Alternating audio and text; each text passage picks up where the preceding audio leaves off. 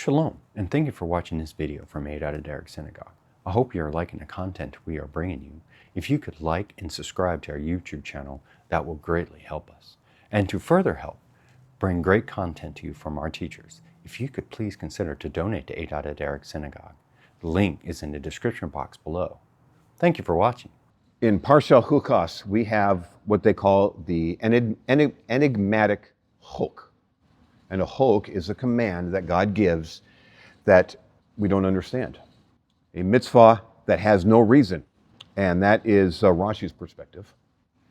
Rambam says it's a mitzvah that has a reason, but we just don't know what it is. I kind of like Rambam's perspective better. So what I'd like to do is read you a bit of the Midrash Rabbah from Bamidbar, chapter 19, which makes sense because we're in Numbers chapter 19, and it's Midrash number 8.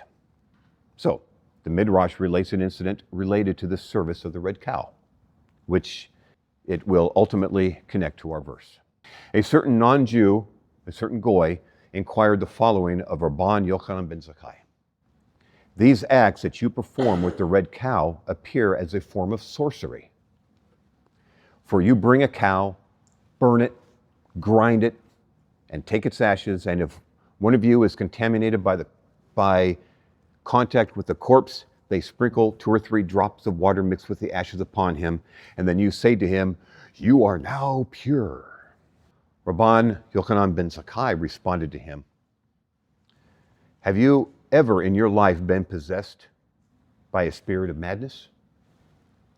He answered, "No."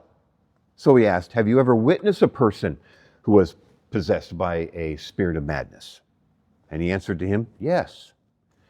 So Ben Zakkai said, "And what did you do for him?" And the goy says, "We bring roots of herbs, generate smoke beneath him, and we sprinkle water on him, and then the spirit flees from him." Rabban says, "Let your ears hear what your mouth has said. For so is the spirit that rests upon one who is contaminated by a corpse, a spirit of impurity.